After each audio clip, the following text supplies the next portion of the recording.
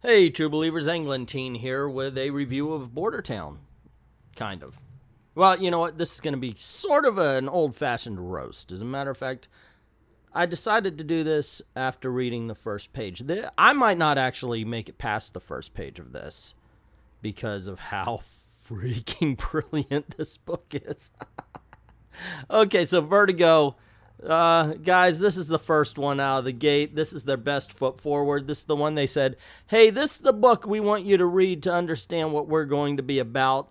And my gosh, this is glorious. This is the most racist book about racism I have ever read. But once again, I never made it past the first page, so take that as you will. Anyway, let's get this party started. I can't wait. All right. Oh, just as a little side note, written by, what is his name? Enrique Esquivel or something. And Villalobos is the guy who's drawn it. If you don't know, Villalobos proved himself to be a bad artist on America, the America Chavez book. So I'm not expecting great things. Anywho, let's get on down to this story here as we open up everything in Devil's Fork, Arizona, on the border between Mexico and the United States of America. We got this old redneck sitting on a pickup truck with big old lights in the back. Wouldn't he have them on the top of the truck? I mean, if you're going to go redneck, go true redneck. The big-ass lights would already be on the top of the truck. Anywho, it's got an American flag with 3 bars instead of stars and a death set on the side.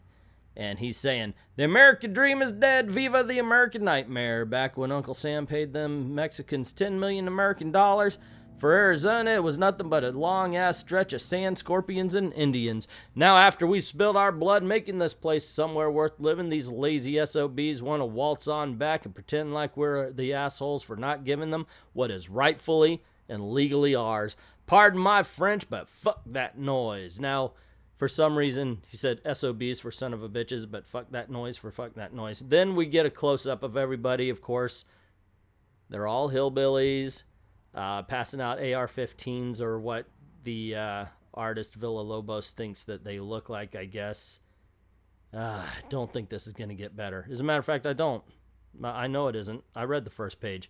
So he continues, I would rather die than let that happen. I would rather kill than let that happen. Chuck. Okay, so right there he just got rid of whatever ammo. I mean, I know the people who don't know about guns think that that's the way that you sound badass. Yeah, dude, you just unloaded your gun. Have a good time, man. Then, of course, everybody's like, yeah, make America great again. Trying to tie it in that every Trump supporter is a racist motherfucker. But it could just be this one. You know, I'm not a one equals all kind of guy. Could just be this guy. Don't know. Doubt it. Anyway, that symbol with the 3 bars, or there it says proud, don't tread on me. Like, you know, that's all to say don't tread on me, as in don't tread on my freedoms. But this dude, Enrique, thinks that anything patriotic is racist, I guess. And then we have the guys shooting off their bullets into the sky. Which, okay, one, I've grown up in the South. I have hillbillies in my family, what people would call hillbillies. They would never, 1, waste ammunition, and 2, you never fire your guns into the sky, especially straight up, because bullets come down. And if you have guns like this, you know how to shoot them. So right away, this Enrique guy is showing me that he's a fucking moron. Sorry, he's a racist fucking moron. Right out the gate. Oh, by the way, spoilers, and of course, there's going to be language. Cut to the second page where we see an idealized version of illegal aliens, where you got the father, the mother leading the child across. Unlike the human trafficking or anything like that, you don't want to touch upon that, I'm sure, which would make for an interesting story. But here we got the idealized version of the illegal alien. I do also want to take note of the fact that you had a lot of racist symbols on all of the people in the front, and granted, can't say if I ever met somebody like that I would like them. But here you got the gentleman wearing a cross just to prove that he is an angelic illegal alien. Okay, so the mom says, did you hear that? Because they heard the guys wasting their ammo. And it's a little note that they're speaking Espanol. Papa, what's that noise? It's nothing, baby. Don't pay attention. We've only got a little further to go. But Mr. Raccoon is tired. My stuffed animal and my feet hurt. I know. It's just a little further, baby. It's okay, baby. You're doing great, Angel. After you get over, I'm going to sell you into prostitution. Oh, I'm just kidding. This is only temporary. It'll be over soon. And then we've got our whole lives ahead of us to go. Oh, my God. And I guess we're to assume the father got shot because his cross now has blood on it. Wow. Wow, that's not light-hearted symbolism there, is it? It's not light there. They're just going right on in, because obviously that's his shirt. So we assume he got shot in the head. Yep. As we see the rednecks. Yeehaw! They actually have, in the beginning, the guy actually yelled yeehaw. He had somebody yell yeehaw. Yeehaw! I've never heard that in anywhere but movies in my entire life. Now, on a bit of a turn, we see the rednecks come out, and they're not actually the ones that are killing the illegal aliens. As a matter of fact, it turns out to be a big old demon that apparently takes out the family and the rednecks. So, wow, I kind of figured it was going to be all on the, hey, let's murder a family because, you know, Trump. So, wow, my prejudice towards this book was both confirmed and then immediately debunked. Cool. The next day, and it just says the same place. It could literally just say the next day in the same place. 10 miles outside Devil Fork, Arizona. Hey, Mom, did you know that Arizona is home to over a dozen different kinds of lethally venomous reptiles? And it was the last state to honor Martin Luther King Day. So no black people, but tons of killer snakes. That hardly seems like a fair trade. So he's looking up Arizona's Wikipedia page, I guess. Now, I understand some people make false equivalences, but just because they were the last to honor Martin Luther King Day, which I think is freaking stupid and bizarre, it doesn't mean that black people don't live there. Just saying. My coffee's wearing off. If you boys mind if I turn on the radio, of course they're listening in and something happens to him, where his eyes go black and his nose bleeds. What was that awful noise? Frank, your nose. Oh, it's nothing. Happens all the time out here, side effect. Now, this is possibly the worst bit of dialogue. You know, Nick, I was quite sold on the moving to desert wasteland full of bigots and biological murder machines thing, but now that I know spontaneous bleeding is in the mix, I'm totally down. Metal. Okay, so I was a metalhead. I listened to all sorts. We never described things as metal, in all honesty. That didn't come until, I guess, now when kids are listening to shit. But anyway, I'm just being nitpicky at this point. So the weird thing is that off the bat, I'm not a fan of any of these characters. I'm not a fan of the kid. I don't know what about this introduction is supposed to endear us to him. He just seems like a smart-ass douche. But then we get, speaking of metal, are those horrifying wolf pig things gnawing on human bones? I don't know why that would be metal, is he saying? But then the guy's like completely flippant about any kind of death. I mean, like, holy shit, you think you're seeing somebody eating, or animals eating a human? Which, at this point, since the blood is visible, he would know this is not like a skeleton. He says, they're called javelinas, wild boars, who would just as soon as bite your dick off. Yeah, that's a nice thing to say around the kids, and the mom there is just kind of smiling. As the look at you. It's a Mexican word, and the bones are probably are too. Okay, so see, once again, no, they're just fucking Mexicans dead. And these are the parents of the guy who's supposed to be our protagonist, if I understand correctly. Could be wrong, we'll see. We get a lot of them here trying to sneak across the border. World's funny, ain't it? One side of the border you have a spoiled, smart-mouthed teenager complaining about taking an air-conditioned drive in a U-Haul to his new home where he knows for a fact he'll have free rent and board for the next 3 years. And on the other side, you got kids willing to walk across hundreds of miles in the blistering desert, braving coyotes, scorpions, and rattlesnakes to get to the exact same place. Really makes you think. And then the shit heap of a protagonist kid here says, maybe it's not that they're running towards the sandy Shangri-La that is our nation's 48th state. Well, I guess he was looking at the Wikipedia page, but damn. Maybe they're just running away from something they don't want to deal with back home. Yeah, not our problem. Anyway, it says seems to be a lot of that going around these days, which makes us assume that the family's running away from something.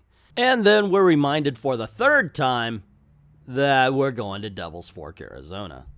The book continues. It says the first day of school at Rankin High. Now, I didn't know it turned to a Japanese story. Of course, I'm joking, but with how racist this comic book has been so far, I wouldn't put it past him.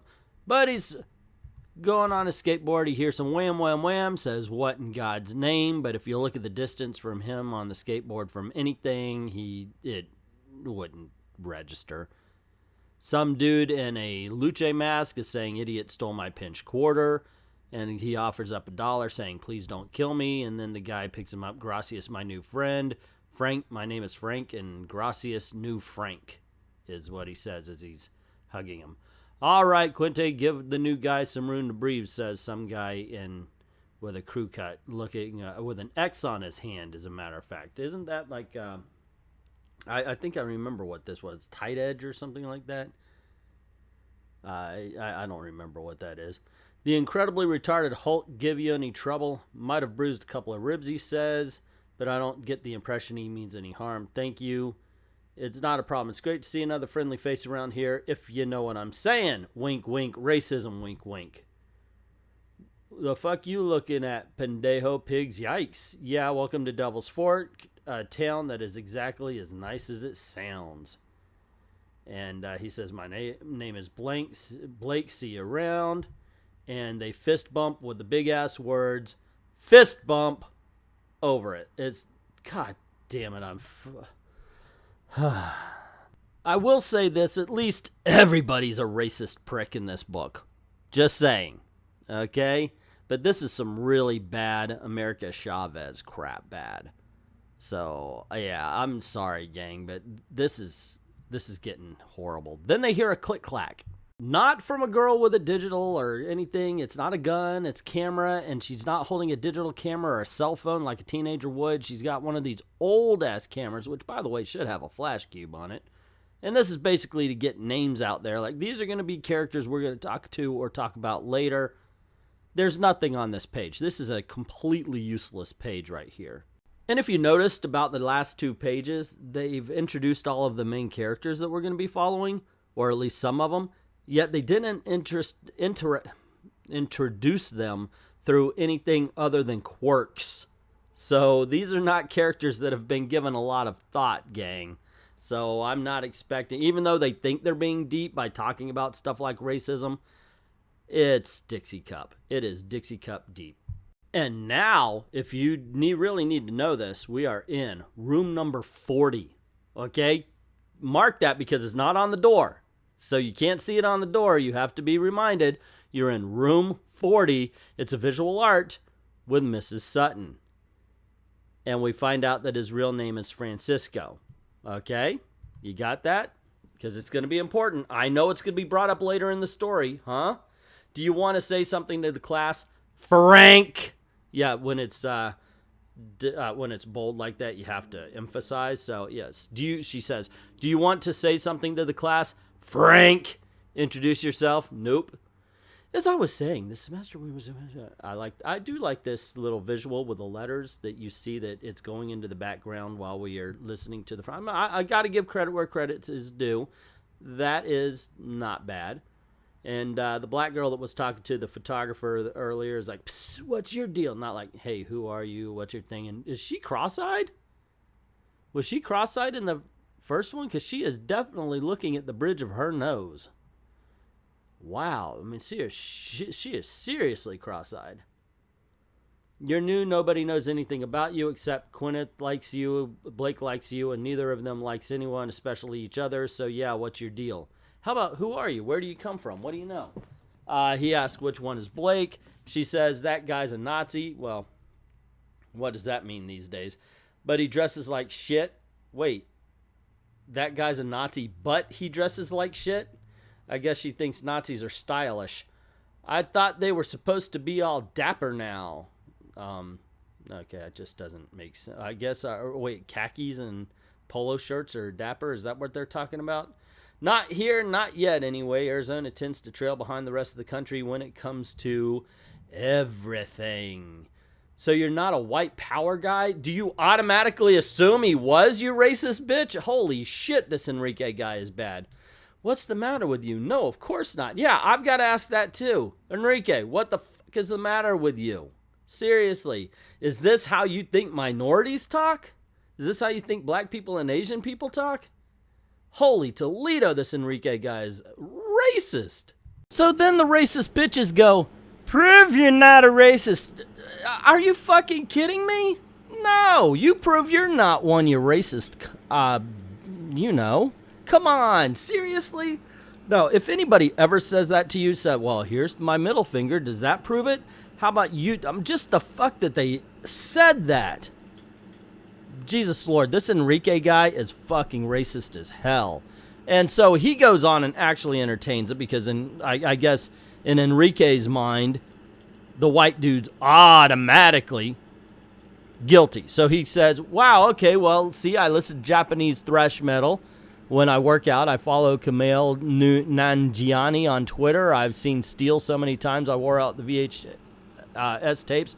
And then he screams, oh, and I'm half Mexican. Dude, we just learned all throughout the school, being a minority, being Mexican does not keep you from being racist. So sorry, you ain't getting shit from that. There's no pass. You're all fucking horrible people.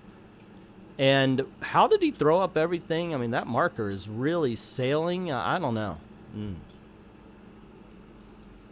Anyway, he says he's half Mexican. She says, no, you're not. He says, I am. I know I don't look like it because my mom's Irish, but my biological father is supposed to be. You're not half Mexican, half Irish. That makes you sound like the world's shittiest centaur. You're Mexican and you're Irish and you're American, all three fully and all three simultaneously 300%. Smack that cross-eyed bitch. Seriously. Seriously. Sorry, but dude, while I do agree that I hate when people say, oh, we're not American when they are, the whole game that she played deserves a smack, unless you think you may have a shot at getting laid. Okay, a couple of things about the virtue signaling. One, she says, oh, but you're not half anything. You know what? Shut the fuck up. And Enrique, you're a piece of shit for trying to make any kind of negative connotation to somebody having this parent and that parent and saying you're half. It means one parent is one thing and the other parent is the other. So please shove your virtue signaling up your ass. Two, the other virtue signal. If you got mad because I said just smack her, please tell me how you're not for equal rights. No, I'm not saying, oh, you should beat women. But this one, yeah, you know what? That's a pretty fucking shitty thing to do.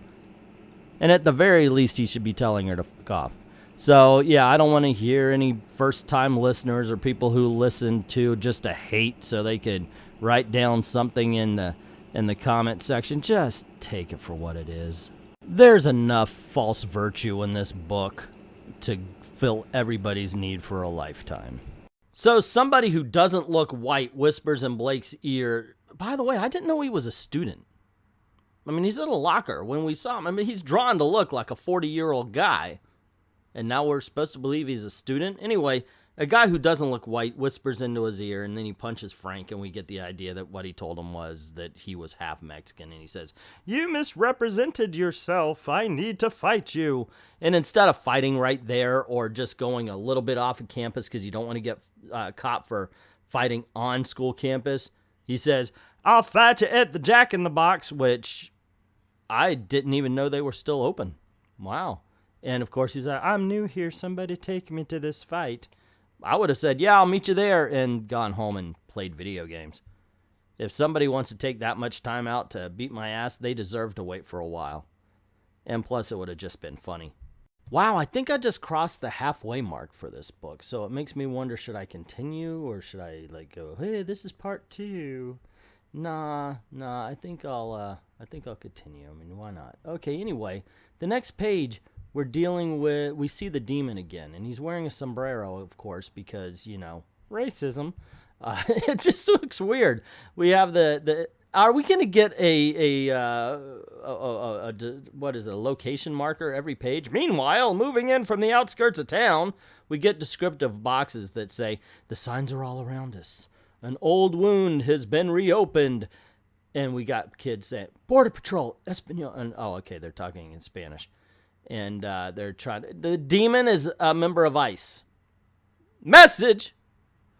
And then you see a guy in the next one. It's Tiki Torch Nazi. Guys, Tiki Torches aren't Nazi, okay? Some people just like to line their driveway with Tiki Torches, okay? Just because some douchebag carried a Tiki Torch doesn't mean they represent each other. Okay, he says, making the okay sign, which also isn't a white power symbol. You fucking ignorant douches. This guy, Enrique, what is his name, is a fucking racist, dumbass douche. Anywho, yeah, so I guess ICE is a demon. Wow. Are all white people demons? Maybe. Let's see what the next representation of a demon or of a white person is. Oh, it's saying it shows their greatest fear, and here's a white woman running away from an urban teenager, meaning black, of course. He's wearing a hoodie that says, I can't breathe. Holy racist mother. Oh my God, this Enrique guy is racist. And the next guy is wearing a Batman hat and he sees Bane. Okay, that's kind of cute. But god damn, this boy's racist. Anyway, the book decides it needs to continue. But not all of Devil's Fork's residents are as easily spooked. Especially not those who are well versed in the forbidden art of brujeria. Okay, let's get one thing straight. I learned some Asian languages, or at least some of them, and never really got too deep into Spanish, so I'm going to be wasting this language, man. I mean, I'm not just going to be destroying it. It's going to be, people are going to question whether or not they ever knew Spanish with how bad I'm going to be pronouncing these words. Okay? And that's the Sandman's mask right there, it looks like. Anywho, obviously a curiosity shop. Meet La Curandera. Devil Fork's oldest or eldest resident. And quite possibly its only hope. And so it begins, Espanol. So then we meet outside of the Jack in the Box, and old Blake is wanting to give it to Frank there, and Frank's like, hey, you underestimated me. And Blake takes a swing at him, and he's like, I'm a ringer. And he punches him, and the black girl who said that she didn't think it was cute is now like, oh, shit. Because now she wants him. And to give credit, the next couple of pages I kind of liked, or at least this one I thought was okay. We learn about Frank. We learned that he was a troublemaker in his last class, that he ended up beating a guy to hell and back, and that ended up getting his mother to want to move him away to get a good influence to him, and that's why they came to Arizona. Of course, he's mad because he left his life behind. Yeah, overall, like I said, got to give credit where credit was due. This page is not bad. So the girls pull him off, say, hey, you made your point. And he's like, hey, help me out here to his racist friends. That's what Blake says. And his racist friend says, you don't want to let that chili eater walk. Chili shitter is what he says.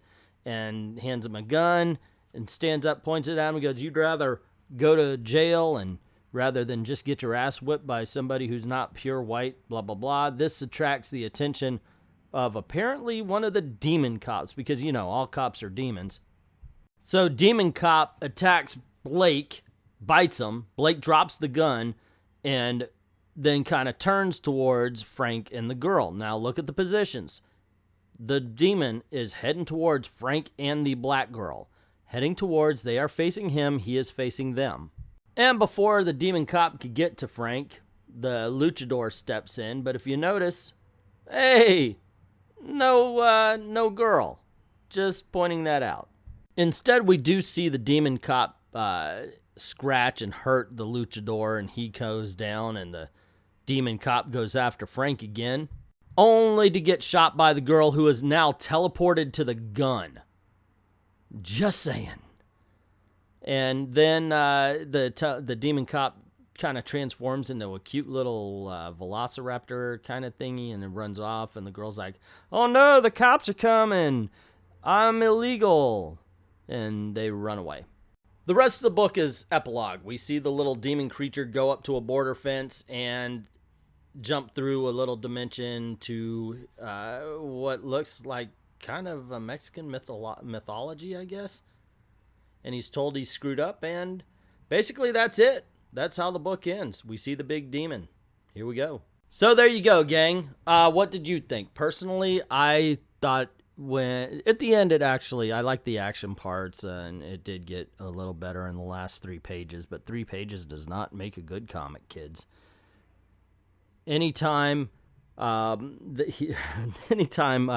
Enrique, what's his name, brought up the race thing, is like, you know what, dude, you need to shut up. He really is a racist, and you could tell by what goes on here, and that truly bothered me. Not truly, I guess. I mean, there are real things and real life problems that bother me more than that, but my gosh, this is a bad book, and this is not a good first step for the Vertigo line.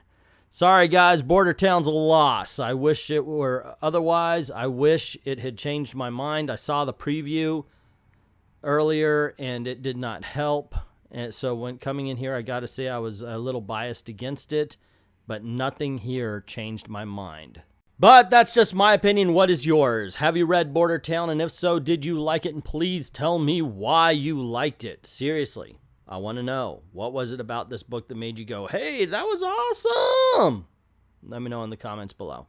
Also, if you like this video, you want to see more, you know the drill. Click like, share to get word out about the channel. And don't forget to hit subscribe or notifications if you haven't done it already. Cool things happen around these parts. I'd hate for you to miss any of it. Also, this is where we're trying to make a living, and we're pretty honest about that fact. But if you want to help out the channel, go on over to Patreon, because YouTube will mess us up. The only way we're guaranteed is if you go on over to Patreon, drop $1 in the till, links in the description below. I'd like to thank everybody who's already done that, and to everyone, all of the true believers, thank you very, very much for watching.